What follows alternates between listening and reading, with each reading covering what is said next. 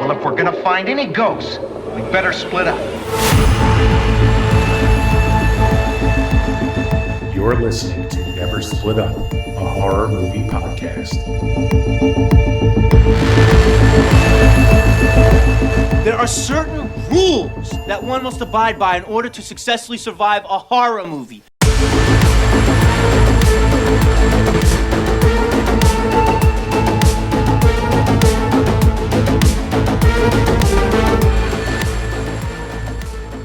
Hello, once again, and welcome back to the Never Split Up podcast.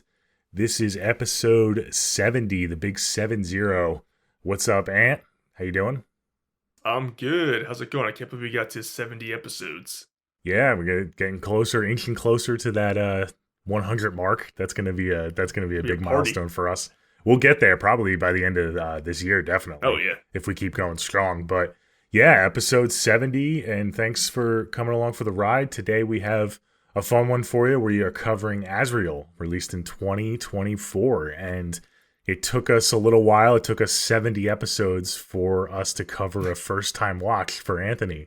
And of course, we had to pick a newer release because, you know, he's just a psycho when it comes to watching anything and everything. We couldn't figure out, we were trying to figure out maybe an older movie that he hasn't watched, but we just couldn't think of it. So we're like, you know what, fuck it. Let's run that poll. We ran the poll. Thanks everyone for voting in that poll. And we had a good turnout for that. But you guys picked Azrael over all platforms, YouTube included. So thank you for that. And yeah, I'm excited to talk about this. Before we get into the movie, Ant, you want to disclose a couple things? I know we ran a poll for our big year-end episode, which did really well. And also, you want to talk about what we have upcoming as well before we get into it? For sure. Yeah, so guys, I ran the poll for our favorite horror movies of 2024 episode. That episode is killing it, especially on YouTube. We're about to hit 2,000 views, so make sure you guys check out that episode if you haven't. But the poll was, I ended up, spoiler alert, Nolan's favorite horror movie of 2024 was Nosferatu, and mine was Smile 2. And I ran the poll, and Smile 2 won with 75% of the votes. So, thank you guys for voting for Smile 2. I appreciate it. That was, the fun, entertaining horror movie. Well, I don't know, too much fun. It was pretty mean too, versus Nosferatu is very, straightforward horror. So that was cool to see that everyone support both movies, but they both got a good turnout. It's just Smile 2 slaughtered it on YouTube. So thank you guys for voting. And again, check out that episode if you haven't yet. You get some good horror recommendations. And also we released Crimson Peak last week, and you guys voted for us to cover that one. So if you guys can check out that episode, I had a fun time. That was a first time watch for Nolan. So make sure you guys check out that episode. And our next episode, we're going to stick with the winter theme. We're going to cover The Lodge from 2020. And I cannot wait to get to that one. I cannot wait. I can't wait too. I really wanted to cover that last winter, and we just didn't have time. Yeah, me too. So I'm really excited for that next week. But yeah, thank you for the turnout. Thank you for all your votes. We had a couple spicy comments too about Smile 2 and Nosferatu. People were a little they're going pissed off at the results, I think. Yeah. Yeah. So some strong opinions, but as long as you keep it civil, we love strong opinions. Yeah. And I feel like horror, especially as a genre, elicits those, stronger, emotions. So that's kind of what couldn't get any different than those two movies as well. So it's fun. Yeah, you're right. You're right. But we were actually just talking about it. I was very surprised to see that they were very even in the box office numbers. So it's not like one did way better than the other. So it was a pretty fair fight in terms of the poll. So again, thank you to everyone who voted. But I'm staying strong with my Nosferatu love. It's still number one for me. But they were both in our top 10. So we love both movies. Exactly. Yeah. Yeah. I was surprised that it made your top 4. I believe it was number 4 for you. Yes. I wasn't quite sure where it was going to land for you. So I was actually really happy to see it made it that high for you because, again, not to harp too much on 2024, we're about to talk about another movie from 2024, but another great year for horror. So, just very crowded lists. And if you haven't checked that episode out, I know we have a lot of views on that episode that we're really proud of. But if you haven't gone back and checked it out, it was a fun time because there's a lot of really good movies on our list. And we had a lot of overlap, too, which was... And I'm going to try to do better in 2025 with seeing every horror movie before we do our year end. I'm starting off strong. I went to see Peter Pan's Neverland Nightmare. I saw Wolfman in theaters. I missed one. The Damned was released in theaters, and we're lucky enough to have theaters near us that show like pretty much everything that comes out in theaters. But I missed that one in theaters, so I'll have to check it out when it gets released on streaming or whatever. But I'm doing good so far. I saw 2 of the theatrical horror movies that released, so I'm making it happen.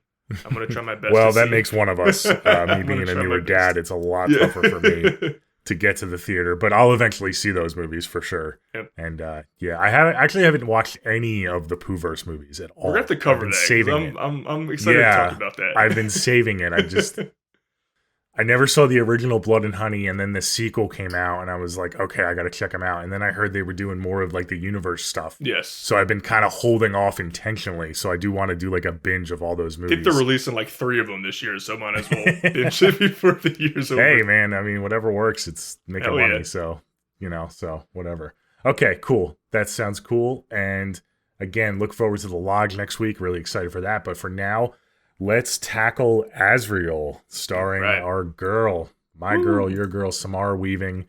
She is one of the horror darlings that has come out of the last few years. Mm-hmm. And it's pretty much her. I mean, the rest of the cast are like international actors, it looks like. Yes. Not too known here in the States. There's no big names, really, yeah. But yeah, I think that's the charm of the movie. I'm glad it didn't have any other like actors that I recognize because... not to get too spoilery with my recommendation or anything, but I knew I'd be biased going into this movie just because I love Samara Weaving and I knew it was her kicking ass. So I like this movie probably a little bit more than I should just because it's Samara Weaving and I just love seeing her on screen and anything she does. So I'm glad it was her with a bunch of like, no knock on them, but no name actors that I could just kind of cheer for her and her only. So that was a really cool dynamic. Hell yeah, I'm excited to talk about this one. I just watched this one today, so it's fresh in my mind. I'm really excited to get into it. Cool, yeah. So first watch for you, it's going to be kind of like a reaction video for you as well. So this is going to be fun. I watched it again, so I've seen it a couple times. I saw it the first time a few months ago. I watched it again this weekend. So yeah, let's dive in. You want to cover all the basics, like the I'll plot give you guys a synopsis, especially because this was one of like the smaller, Shudder horror movies of 2024, not a big release. So, the IMDb synopsis is: in a world where no one speaks, a devout female-led community hunts down a young woman who has escaped imprisonment. Recaptured, Azrael is due to be sacrificed to an ancient evil in the wilderness, but fights for her own survival. Oh, she definitely fights. It was directed by E.L. Katz, and it was written by Simon Barrett, who also has a bunch of horror credits to his name. He wrote some of the VHS segments, The Guest, You're Next. What else did he do? I think he did Blair Witch, the one that came out in the 2010s. So he's a good horror writer. And like Nolan said, it stars Samara Weaving. She is the lead actress. She is in like 99% of the scenes. So this is her show. This movie is all her show. Yes, and you kind of mentioned it. There's no dialogue in this movie, Correct. And they really stick to it. There's no conventional screaming, I should say. There is some screaming, and I want to get to that. That was a cool touch that they did because, Samara Weaving, her screams, she is one of the scream queens that has come out, like I said, of recent years. Yeah. Her scream is iconic, and she's still able to incorporate that scream without actually screaming, and I thought that was just brilliant. That was so cool to see. So yeah, so there's no dialogue. I mean, you get the truck driver in the middle of the movie who has like the weird who's speaking the weird language, which I believe they like created for this movie. It was like a dialect of something, but they changed it up so it wasn't really familiar to anyone. So other than that, there's, like you said, it's a cult kind of vibe. They all kind of voluntarily cut out, it looks like, their vocal cords. Yes. But I'm glad that they stuck to that premise and they didn't kind of cheat or anything, like with screaming or anything. I think it was... Oh, I agree. It was pretty well done. And I think it really highlights, and I'll just get into kind of the, recommendation section. We'll try to keep it spoiler free before we get into it. But the thing I really love about this movie, especially my second time watch, I was able to kind of pump the speakers up, is the sound design is really cool. And really, I would say the word I would use is impactful. all the sounds are like very impactful and kind of hit you, like all the, the trunk slamming and the car and the branches and things hitting one another. And I think that was really important in a movie that had no dialogue, to really emphasize that kind of sound design and everything. Obviously, the cinematography was pretty cool. There was a couple cool shots in particular that I really liked towards the end of the movie, especially when bloodied up Samara Weaving. It was really fun to see, like in the woods. But yeah, this movie, like I said before, I'm biased. I love Samara Weaving, so I knew I was going to like this movie no matter what. But yeah, it surprised me, especially the second time watch. I picked up on some things that I didn't necessarily, not that I didn't pick up on them, but I just kind of, it fleshed out the story a little bit more for me, because it is a very ambiguous story, which I do think is its strength. They don't give you a whole lot. They don't give you any answers. There is mythology there, but like the very first shot, it has like the quotes and the scriptures or whatever, and it says after the rapture. It's like something like sin of speech, like, so this cult believes that like speaking is a sin or whatever. And I'm sure that has to do with like the creatures that you see in the woods. So it's all kind of loosely connected, and you can kind of put the pieces together. So I'm glad I was able to kind of sit down and watch this second time to really kind of match those pieces up. But yeah, I like how it's ambiguous. The ending, I think, was perfect. I think, well, perfect is a strong word, but I feel like the tone of the ending was perfect. It was ambiguous enough, but it showed you enough at the same time. So I really, really liked it. Dude, 2024 was the year of these creepy devil babies, right? I mean, we had so many releases in the horror genre where, it was like the Antichrist being born. So I feel like that was definitely the theme of last year. But I love to see it, man. I especially when it's done like this. And yeah, really cool movie. I definitely recommend it. Again, don't watch this like on your phone or like on a shitty laptop. Definitely watch this at home with the sound up, on the biggest TV you can, because you can really immerse yourself in this story. Like if you're watching this on the subway on your phone, you might not really appreciate it for what it is. But if you watch it at home and you kind of turn the lights out and turn the sound up, I think it's a really cool vibe. And I think it's a rewatchable movie. Again, I watched it the second time. I had just as much fun, if not more fun. I think I'll watch this in the future for sure. It's got that like cold, wet vibe, like in the forest, that you can watch in the wintertime. So this is probably going to be an annual rewatch for me. Mm-hmm. All right, so you really recommend this one. Enjoyed it. Okay, awesome. I also really was surprised, and I really enjoyed this one a lot. I'm not saying that I was expecting anything bad, but yeah, this was very good for like a smaller, Shudder movie. It went there, and I saw the production value on the screen. It's not doing anything that we haven't seen before, so don't go into this expecting like something different or crazy or like, amazing that's going to blow your mind. But it did kind of surprise me with especially like the violence. I'm like, fuck yeah, this movie's violent. And especially that, I was like fist pumping in the third act a little bit. I'm like, yes, girl, you get it. But obviously the strength of this movie is Samara Weaving. That's just a no-brainer. But other than that, I think this movie's biggest strength is its runtime and pacing. This movie is 85 minutes with credits.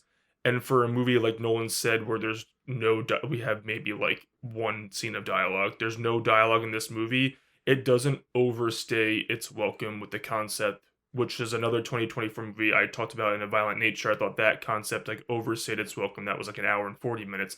This one got in, got out, got its job done, and it got to it. We opened with like the predicament right away. This couple who escapes, and it's, they're being chased immediately, and that's the whole movie.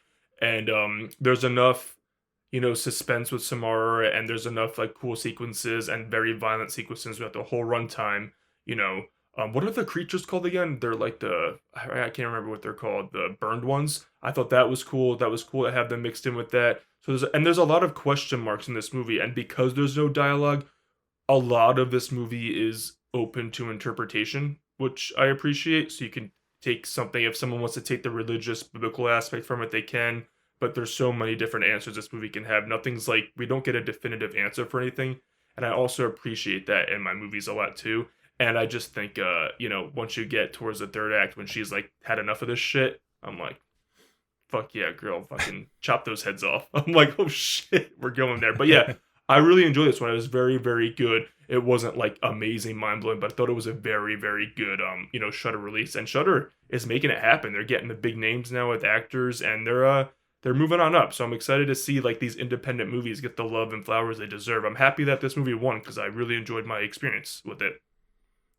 Yeah, for sure. Like you said, it definitely has the biblical aspect. I mean, the title alone, Azrael, comes straight from that. So you can definitely take from that. But like you said, it is open for interpretation because if you take all that away, it's still a solid movie that still has mythology to it. Right. So it says that there was some sort of rapture. You can think of that as like a biblical rapture or like a literal rapture of just like anything. Like it could have been a virus or something. I mean, the burned ones, they could have been some sort of zombies. We don't know. Yeah, exactly. We don't know. And I love how it never tries to really explain it. I mean, you get a little bit, obviously, at the end, and we'll get into spoilers now. So if you haven't watched the movie, you can pause and go watch it. But, obviously, the end, you get pretty much the Antichrist being born. Fuck yeah. I mean, you get the I whole love my goat, Antichrist which is devil movies. adorable. The little goat was adorable. I just want to take him. I'm so glad that she didn't kill him. I thought he was really cute. That was a cool well, that's her protection now from the fucking burned ones.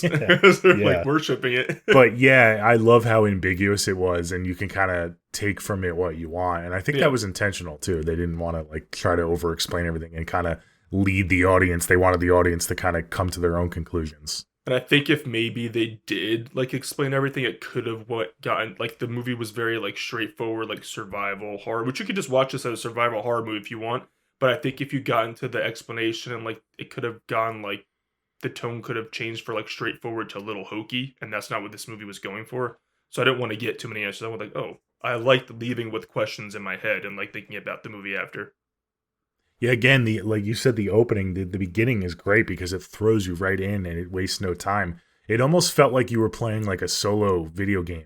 How a video game will just kind of throw you into like the main character's POV, and it's like, all right, here we go, like we're going. Yeah. So, it was really cool. I love the chair scene. Was like one of the most intense scenes, and that's right at the beginning. I mean, like you said, you get the couple, and obviously they're a couple. They're kissing and stuff. Mm-hmm. They get chased down. The whistling in the woods. I mean, that's always pretty cool to see. But yeah, they capture our girl. We'll just call her Azrael. I believe that's what she's officially credited as. Yeah. And I love how all these characters have names, like official names. I guess it's easier to keep track when they do, but if you look on Google, everyone, you can see that they all have like names that obviously you wouldn't know by just watching the movie. But I guess the production wanted to give them like official names, which is fine. But what did you think of, before we get too much into like the chair scene and stuff? Okay. So what do you think of the whole like cults pulling out their throats and stuff? It's obvious. I have a little issue with your synopsis because it's obvious the whole world isn't talking.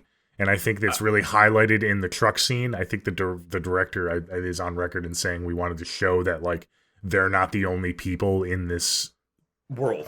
This world post whatever rapture. Yeah, whatever it is. But I want to highlight, to answer that, I have to go later in the movie, when she does get stopped by that guy in the pickup truck, we know that there's people post the rapture living a different lifestyle than these people who don't speak. So these people are living like an apocalyptic world where the other people, it seems like they might have moved forward in a more normal setting and found that path. So, and I think they do talk out whatever language he has, but I think, I mean, this one was cool for like a horror setting, and it obviously adds to the tension of that they can't speak, but obviously they had these fucking religious beliefs, and they're like, it's crazy. It made it creepier for me. Yeah, the fact that, like you said, they're not all like that, and it's like they're kind of isolated. It almost gives me like The Village vibes, watching how they're kind of like isolated in the woods. And until that scene, you think like, okay, this is like the normal. Like maybe not everyone cut their vocal cords out, but everyone is living like this. And then you see that guy, he's got a full tank of gas, he's driving, he's listening to the radio, he's listening to I love that, music. By the way.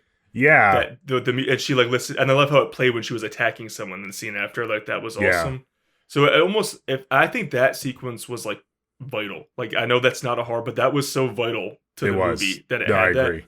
And I think that it makes it creepier because, I mean, again, we get into religious themes, people, they might have had that belief because, when you get into religion, people have crazy beliefs, but they chose that life. They chose to do that when they didn't have to move forward like that. So it was interesting to me. It's fascinating.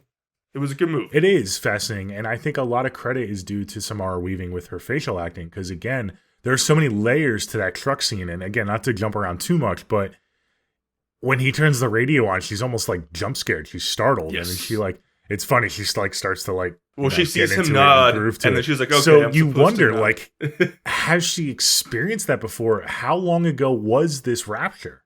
Right. Was she born into it? I mean, she's a younger woman.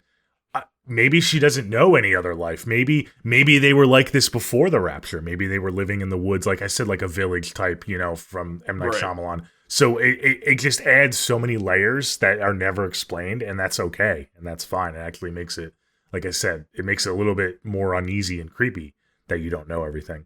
And the mystery is vital to a movie where there is no delay, because you want your audience thinking about all these things instead of being like, okay, it's this one gimmick of no speaking, what else are we gonna get? But the way they provide that scene gives us questions. So oh, people don't all live like this, and there's enough stuff in the movie to make you question things rather than this is a one gimmick movie, which is smart, specifically with the writing of the script. It's pretty cool to see, because we've been talking the last 5 minutes about this universe, and there's no exposition or dialogue, and they were able to show, not tell. I mean, this is the ultimate show don't tell in filmmaking, and I think they really nailed it and didn't give too much away, but also were really able to kind of add layers to this whole world, which I think was a really really cool thing to see and really great filmmaking.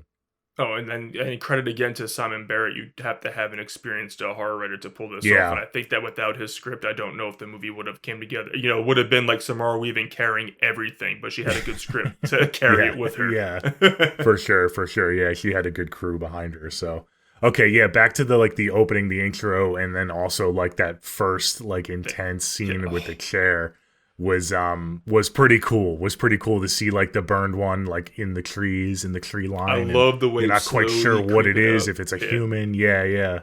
Well, I love, first of all, that chair scene you're talking about when she's tied down, they slice her leg. That was the first scene. I'm like, okay, it's gonna go there with the violence, because when she doesn't mean. I feel like my interpretation was she was trying to escape. She doesn't mean to stab in the neck, but when she does, she's like, oh fuck. But I'm like, damn. That got violent. And then when the burned one comes and gets him, it fucking rips his whole throat. I'm like, oh, this is this kind of movie. I'm loving this. So I was very pleasantly surprised and grossed out by the violence and gore. I'm like, okay, I hope the movie has more sequences like this. And it sure does. Following that, it doesn't blow its load in that opening scene to get you hooked. It maintains it, Oh yeah, for sure. There are different ones, throughout that are sprinkled in, especially towards the end. I love the sound cues, the whole chanting. Oh, that just gets more and more intense as the thing gets closer. Just how can you not feel anxious in that scene? I think that was done brilliantly too. So yeah, really, really cool. You mentioned them hunting and the whistling, and I thought that was effective and creepy. It played on the suspense for her character. And you talked about the sound design. When they were whistling, I was watching this, I have a sound bar and a little bit of a surround sound. My dogs were going ape shit around the house because of the whistling. So I thought that was credit to the sound design. It's very good sound mixing. Yeah, for sure. And then, like you said, right after this, we get the dump of her kind of running away. It's all right, we're safe again. But nope, the very next sequence, one of those things catches up to her, and this is one of my favorite scenes because it's a true stalking scene where the thing is stalking her in the dark. I almost wish we got maybe one more of those scenes. I know we get the tunnel scene, which is super creepy in a different way, but I almost wish that we got a little bit more of these straight up the thing is hunting her and stalking her. Yeah, but I think this was really cool to kind of go from the adrenaline dump of what we just witnessed to now this slow, not slow burn, but you know what I mean, this slower stalking scene. And obviously she escapes that, but I thought that was pretty cool the way they laid that out.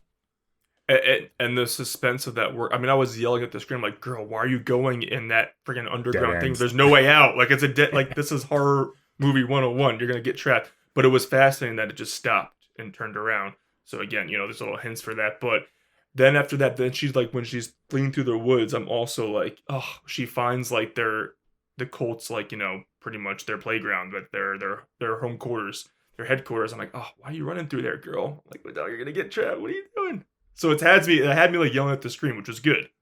Yeah, and just to go back again, you know, I'm going to be praising Samara Weaving.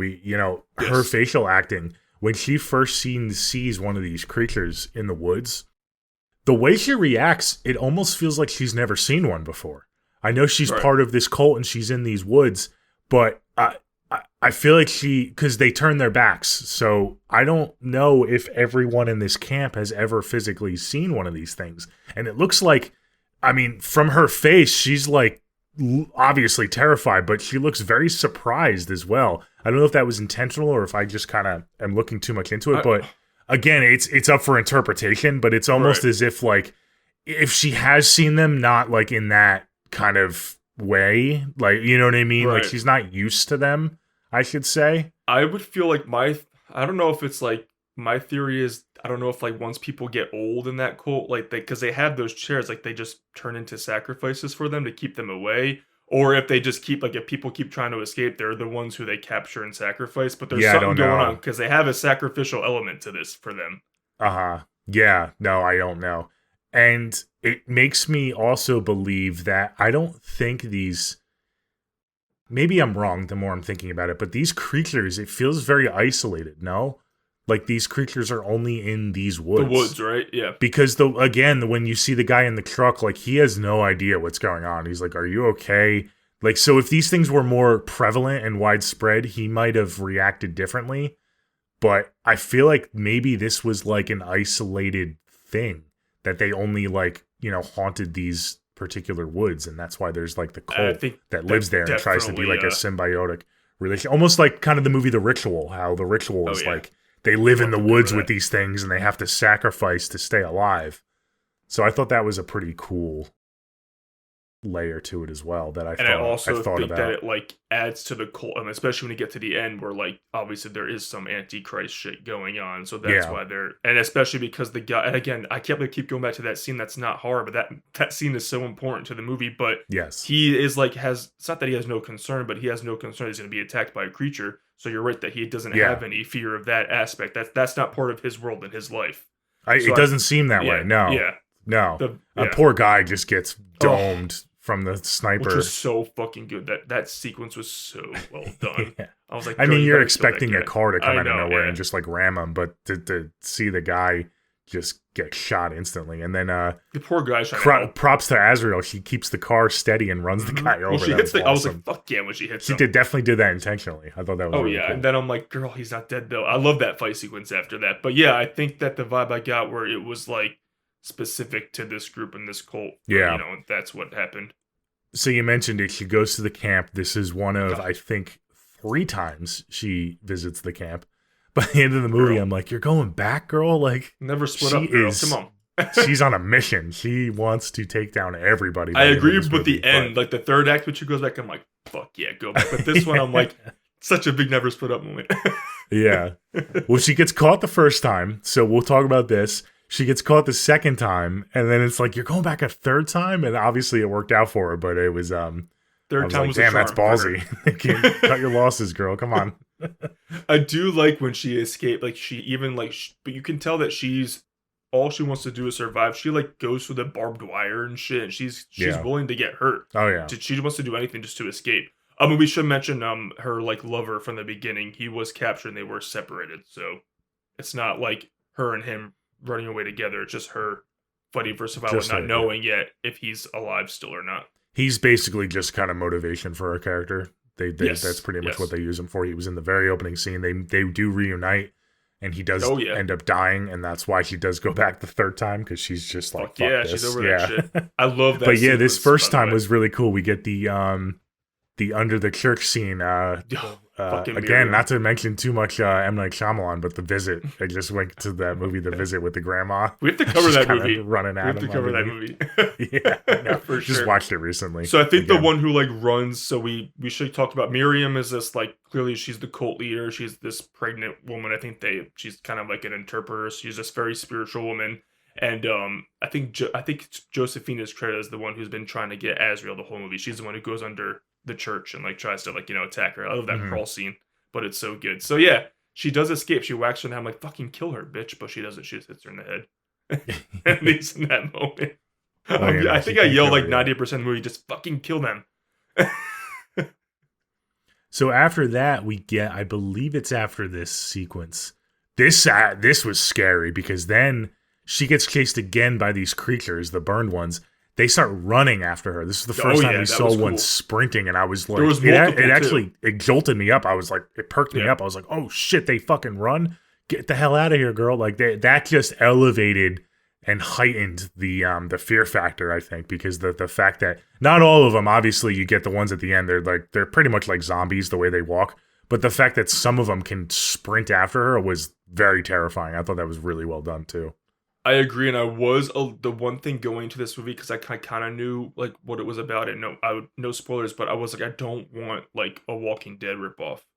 So I am happy that mixed with the mythology and like the question marks of the Yeah. story that we had like the walkers were not just slow zombies. They had some like the special like they were unique creepiness, and like you said, this one like can move and like attack. So I was very happy that I didn't leave thinking like it was like a Walking Dead movie because I didn't want that. No. Yeah. And they were, I thought they were highlighted enough to not that they didn't interfere with the main plot of her trying to get revenge on the cult. I mean, Right. they were kind of, I feel, we talk about The Walking Dead. They kind of like don't really balance that great with the later seasons. I thought this movie balanced that Right. perfectly. Of them, there's always a threat of those guys, and we play into kind of the Azrael and the biblical theme as the one chases her down and captures her. We get into that tunnel scene, and because she, I guess my interpretation was she kind of got the blood of that cult leader on her That's hands. exactly what it is. They smelled it, so they realized like, they oh, respect- she's one of us, or we're not going we to kill her. worship, Yeah. Respect that Antichrist in there.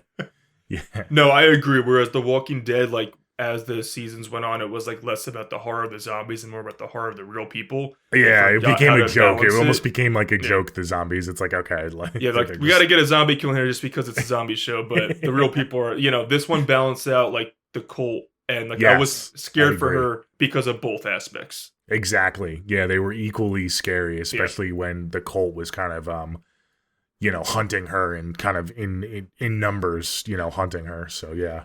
And I also like how, as I'll go back to the scene, I keep going back to the driver's scene, but after the driver's killed and she fights one of the people in the cult, I like that it wasn't like, it's not like she's just given the power right away. Like she struggles in that scene, and I was nervous for her because he like beat the shit out of her and he hit her and stuff too. I like that she wasn't always the one who overpowered them right away. Like I felt scared for her Yes. survival from the cult people too. It was And a I- real yeah. it was a real arc for her because she did not start out as this ultimate badass Right. killing machine. You can tell, like she, you said before in the opening chair scene. I mean, she stabs the guy, which was badass, but it was almost accidental, and it surprised her just as much as us.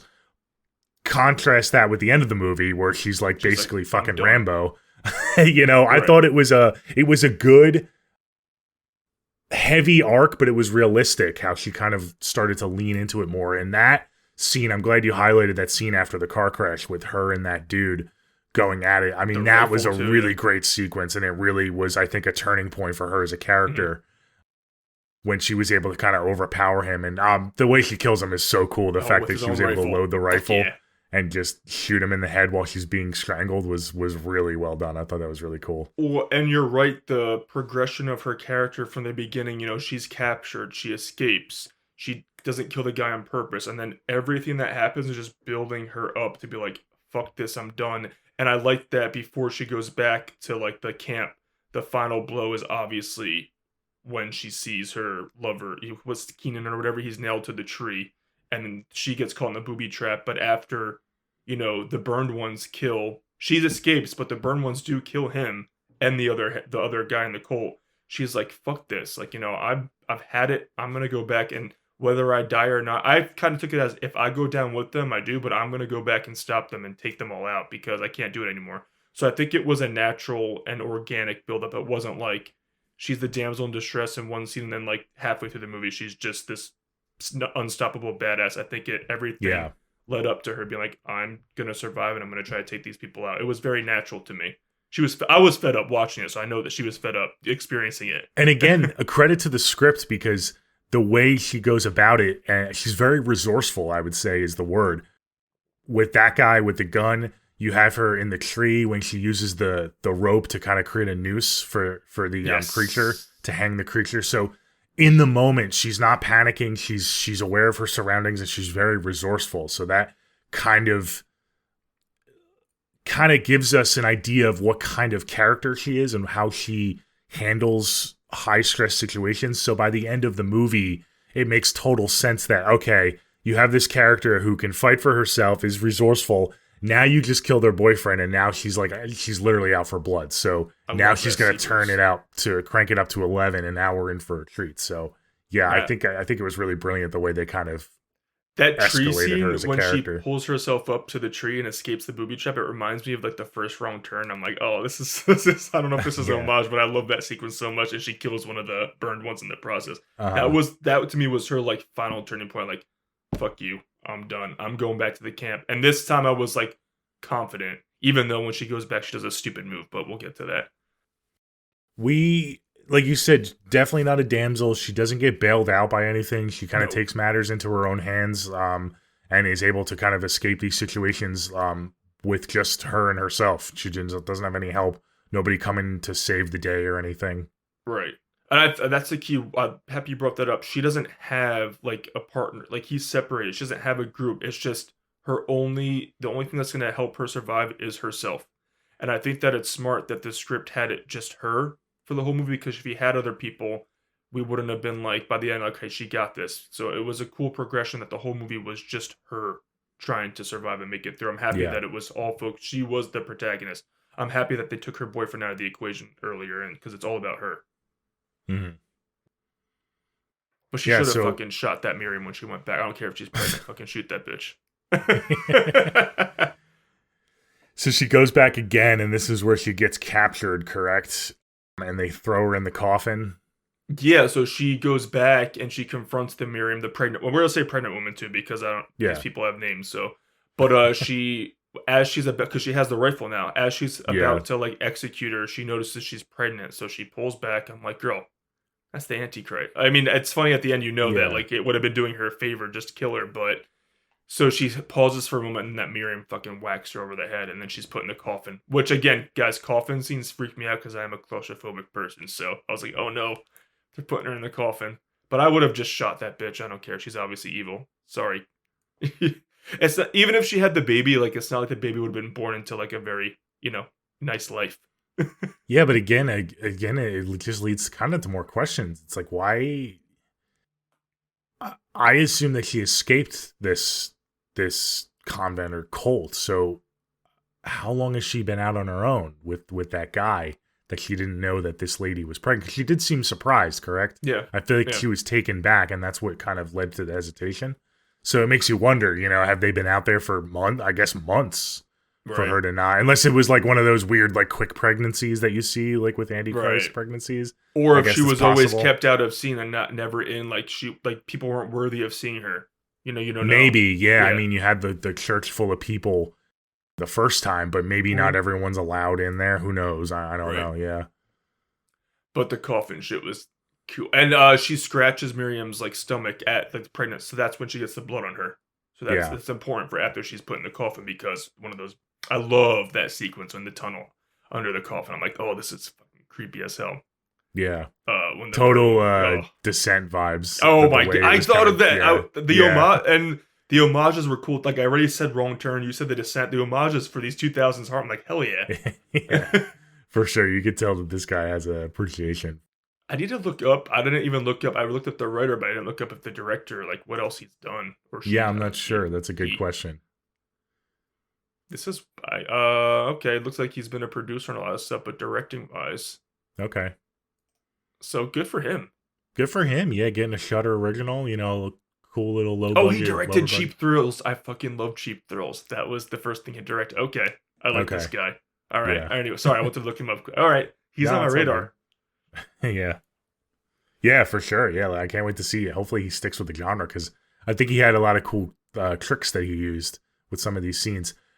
Now that we've gotten to the tunnel scene was great, but my favorite part was, and this isn't the first time she did this in the movie, but I think this was the best time, was that scream non-scream, where it kind of comes up to her and it's face to face with her, and she does that. Like, I can't even replicate. It's like, it's screaming without screaming. I read that from the director that this entire movie, Samara Weaving was making sound and she was actually screaming because they wanted to get the vocal cords correct of like straining her vocal cords. They went in post and they had her re-record those screams in the booth and obviously like overlap them. So in those scenes, she's actually screaming. We just don't hear it, and they kind of edit it in post. And I think that is brilliant because you really get to see the intensity in her face and in her veins, and it really sells it. I think the way she was able to kind of make that sound too in post, even though it was in post, I mean, maybe people will shit on it, but I think it was a great move. That's even in a sound booth, like, how do you make that sound? It's so cool. And I know he said he did research on like people who'd have like damaged vocal cords on like how that would sound. And I think it sounded pretty unique. I think it was cool. But I mean, come on. Talk about a scream queen where her scream is so good that even when you don't hear it, it's that effective, you know? And that's a cool tidbit that you said, because that's also a director looking out for his leading lady and like, support it. So that's a very good, to me, like, I'm really impressed with this director. I keep praising Samara Weaving, but kudos to him. He seems like an actor director where he's looking out for her performance and like making her be able to do the best that she can. Yeah, you're right, because I could see a lot of kind of snotty directors being like, it needs to be in the moment, you need to do it, you know, we're not going to do it in post. But yeah, like you said, that's him looking out for his leading lady, so I agree for sure. And you keep saying kudos, and again, I'm going to say kudos to emote without speak, like there's no dialogue, so like that's talent of an actress, so we have to feel everything she feels just by seeing, you know, whether it's her eyes or her facial movements. That's hard, and I felt it when I first met her, I felt it, you know, throughout the entire movie. So again, Samara Weaving is one of the modern scream queens, and for a reason. There's not a lot of actresses alive in the horror genre that could have pulled this off. Right. Maybe a couple that I can think of, but she just absolutely killed it. Like you said, her facial acting and everything was just great. And her covered in blood is the most iconic. I'm sorry. I mean, her covered in blood is my favorite subgenre. So yeah.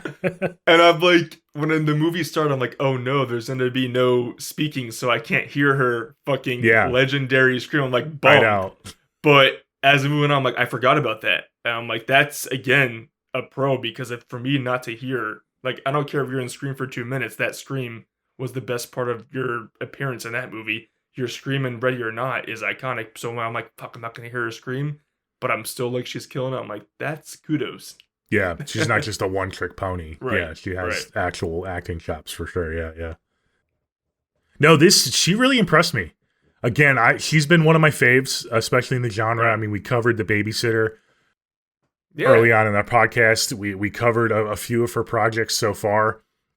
She's always had these more fun roles, and you said her scream has always been iconic, but this acting, this was totally serious. There was no levity at all.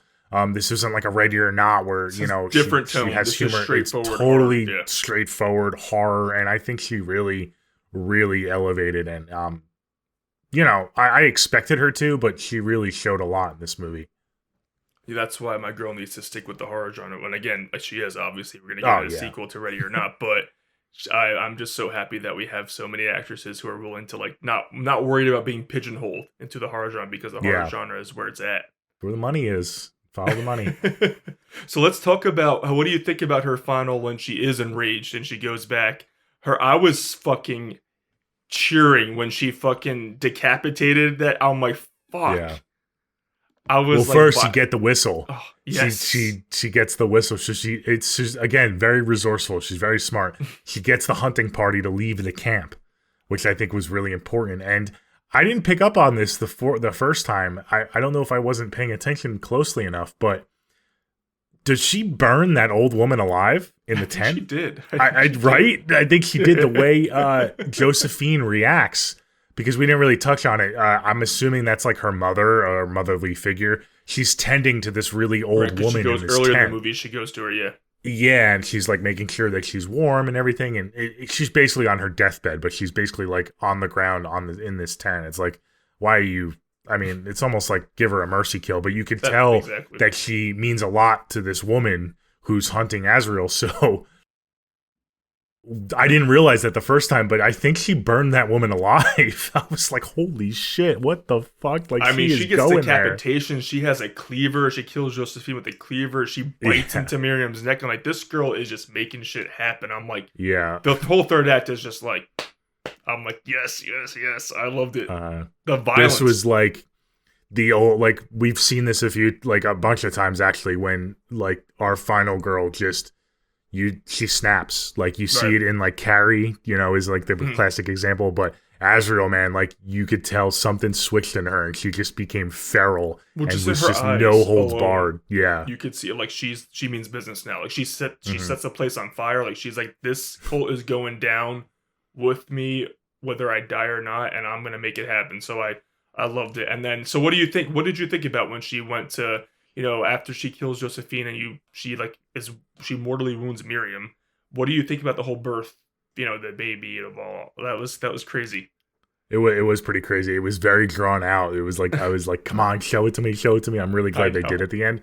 But yeah, so Miriam gives birth to this, this creature thing, which I think is adorable, but obviously she didn't think the same. I think it was a very different interpretation. So my interpretation was that, so we didn't even talk about like the kind of the hole in the wall and how they think that, I'm assuming that she thinks that that's like God or something speaking to her, and that I even think that maybe it was an immaculate conception. I don't think that anything physically kind of impregnated her, because if they did, then she probably wouldn't have been so surprised at the birth scene.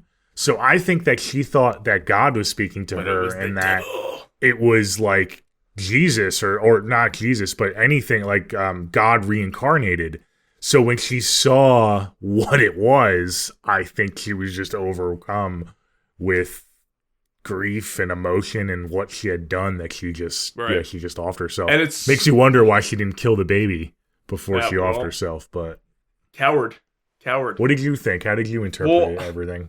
I love what you said, that because I think it's so fascinating and smart that with the script, again, that these people doing evil things think that they're doing it for this higher power in God, but they're really being manipulated by the devil. And it's so obvious that the devil, I mean, with the things they're doing, it's so sinister, where it's so funny. I do agree that like the devil like had like, must have like impregnated her. There was some crazy stuff going on, but they thought they were doing it for God, where they're the idiots that did all this shit for all these years or however long they're doing it just to preach. And it's really like they're the vicious ones. They're all the Antichrist, but she literally has the Antichrist growing in her. So I thought it was, I don't know, I loved it. I loved the ending. I thought it was a cool take. I thought it was interesting that they weren't just like this evil cult that knew they were like in cahoots with the devil. Because we see that in other 2024 movies like Immaculate. Those people were clearly evil and they had an evil agenda. Right. But I think, again, it adds layers to this cult, because they do think that they're doing, at least that's what I got out of it, because of her reaction to the baby. They did think that they were like doing a good thing. Which and in the end, funny, it just backfired all these killings on are the good things that they're doing. So it's like crazy. Yeah. Yeah, I wonder when, if like after I want to know what happened after the rapture to like cause them to live this way, or if they were always living this way. So I like, again, the question marks are what makes you think this movie is smart for not like hand feeding you any answer. But when the goat came out, I was like, oh hell yeah, this is the Antichrist. This is awesome. So I enjoyed that a lot. And then when Azrael holds it, she's obviously protected from the burned ones because that's like sacred to them. So, what did you think of her, like, of her smiling, like, happy that she, like, took the place down, or happy that she's going to be safe? I'm like, okay, I like that choice, yeah. Well, it goes back to the coffin scene. So, the guy smells her, so I think he thinks that she is the mother from that scene. He confused Azrael with Miriam in that scene, because of the blood. So, when they enter the church, she's holding the baby. To them, she's the mother. She's the mother of that baby. I don't think they really know that she's not Miriam. I think they think she's Miriam in that moment. Right. And I think because the baby was basically the opposite of what the cult stood for, and because Miriam killed herself, it kind of gave her joy in the fact that it exists, because she is so against this cult by the end of the movie that the fact that it's not what they and what probably she was brought up to believe it was going to be, it gave her a weird sense of like happiness, if that makes sense. And I do think that she is gonna I don't think she's gonna kill the baby after the credits roll. I do think that she is gonna kind of embrace, like I said, she's full on feral, almost acting like these burnt ones, like biting the neck and everything. So she's fully on board, I think, with just being like this kind of motherly figure to this creature, because she was so against everything the cult stood for. So I think it was kind of a relief to see it in a way. Yeah, I think it also validates in her own head, the reason why she left, because they were, this was not a good place to be. It validates why she left. It validates that she didn't kill everyone for nothing. That it's like, oh, they were crazy. They were worshiping this, devil or whatever, this, very demonic life. So I think it just kind of validates everything she did prior to that moment. Yeah, it's almost like she's in a way, she's going to raise this thing because she was so against the people in that cult that she's going to raise it in spite of them, because obviously they didn't want this thing.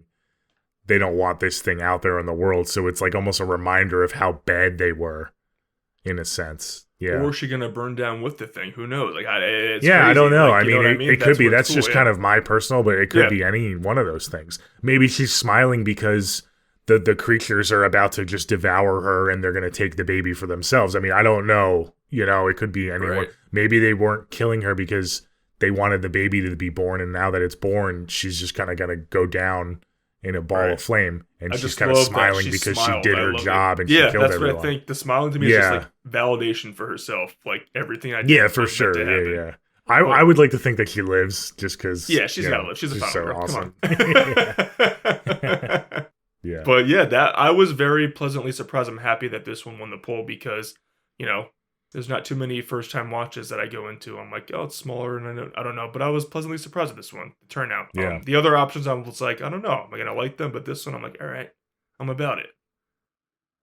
Yeah, this was a fun time. It was on my honorable mentions for 2024. It was one of those that could have easily cracked the top 10 had I been feeling differently or wanted to kind of put it up there. But yeah, so how do you think? You think it would have been maybe honorable mentions for you? Or it would have definitely at least been honorable mentions. This was, to me, one of, Shudder and IFC's better outings. And again, with the directing, the script, and Samara Weaving, this is a special, unique one that I will go back to. I'm going to probably pick up the Blu-ray.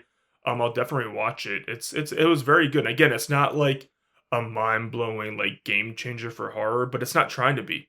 It's a survivor horror thriller with some biblical and, Christian themes. Take it if you don't. And then I love how it deals with the devil and everything. I know it has everything I want in a little survival horror movie mixed with those religious themes. It was a cool take. It was a very cool take. Yeah, I agree for sure. Yeah, I like when that's kind of blended in really nice. Again, it was blended perfectly, and it was cut right to the chase. There was never any lull in the story. Everything was intentional, like you said, to build her character, Azrael, and by the end, you're just kind of hooting and hollering for her and just cheering for her. That decapitation scene, oh my God, and to go back to it, when she's standing there and kind of turning and looking at him, that shot, I want that framed on my wall. I love how by the end, she just lets her hair down too. She's like, I'm done with it. She's so done. And again, my biggest fear was that this was going to be a Walking Dead ripoff, and this movie proved me that it wasn't that at all. So I was like, hell yeah. Very good 2024, underseen gem that if you guys haven't seen it, please check it out. I wish I was able to highlight it in our episode that's getting a bunch of views, but no one did. Yeah. Make sure you guys check it out. After you watch this episode, or before you watch this episode, check it out, and then come listen to us talk about it. Okay. Very good. I think my score went up after this episode good. after a second time. I think love it when that went up. happens. Yeah. So, okay, let's first get into our never split up moments. All right. So we will cover those. You won the poll, so you can go first. I mean, there was a couple for me, but I am gonna go, because I'm that guy, that she should have shot Miriam with the rifle when she went back at the end before she got, knocked out. Yeah.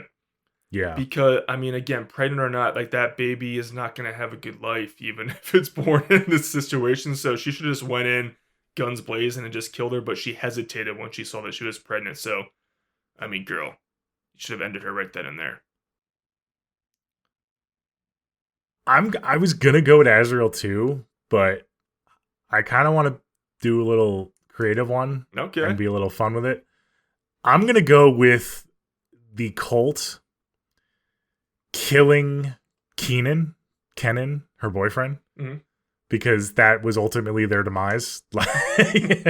Once they allowed him to be pinned to the tree and get killed. Yeah, that was pretty stupid. That you kind of you set the trap for her, and then you send one guy out there and she's able to escape. I mean, if they don't do that and he doesn't die, she probably just runs off into the woods with him and never looks back. I mean, the whole reason she kept going back was to find him and then to avenge him. So that whole sequence of them trying to set the trap, they should have either just killed him and her right away, or they shouldn't have fucked with him and killed him and let him kind of die, because that was ultimately the demise of our villains and of the cult. The other more conventional one, I was going to just go with like the first time she went to the camp, because she didn't really have a plan. She was kind of just like wandering into the camp and didn't really know what she was doing. I think I even called that out during the, I was like, yeah, that was stupid. Yeah, that was kind of stupid, but I'm going to go more unconventional. You're probably going to win this one, because I think that is the biggest one, not shooting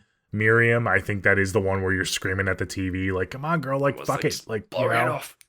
Yeah. Okay, this cool. was a pleasant surprise, though. And again, I think we should keep an eye out for this director. Very, very pleasantly surprised by him. Mm-hmm. Yeah, for sure. Okay, let's get into our scores now. And everyone look out for that poll. We'll post that in the coming week. And make sure you're following us to vote in those polls, and subscribe on YouTube. We'll post that post that there as well. But yeah, let's get into our scores, and then we'll wrap it up. Do you want me to go first? Do you want to go first? I can go first. Again, I've watched this once. I will definitely be rewatching it. Yeah. It is, I would say this is one of the better like horror survival, horror thrillers with that, religious twist on it. I like how it blended everything together. We have great directing, a great script, and an amazing lead performance by Samara Weaving. It's not doing anything that I haven't seen before, so not that that's a ding, but it's not like anything that's gonna blow your mind. I don't think that anyone's gonna sit down and leave like, oh my god, it's the best thing I've ever seen, which it's not trying to. But I think that it kept my attention. I like that it was quick, so I'm gonna give it a 7.4. So it was very good. All right. Very good movie, yeah. Yeah, like how you said, it doesn't blow your mind, but the whole time you're watching it, you're kind of just have like a little grin on your face, because you're like, at least I was just pleasantly surprised throughout. It started off with those really cool sequences. It's like, okay, are we going to lean into that? Like you said, more of the zombie vibe, but then it takes a different turn, and then it just goes bonkers at the end, but it doesn't get campy. It stays tonally the same. I think everything was balanced brilliantly, but it wasn't, like I said, it was a straightforward movie. It cuts to the chase. It knows what it is. It's not a masterpiece. It's not something that I'm going to put like on my upper echelon of movies, but I really enjoyed it. I'm going to give this a 7.9. Oh, hell yeah. All right, so we're both really 7.9.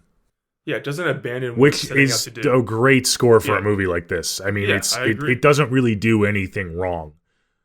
It's just kind of the scope of everything. It's not on the same level as other movies, but it doesn't have to be, and it doesn't try to be.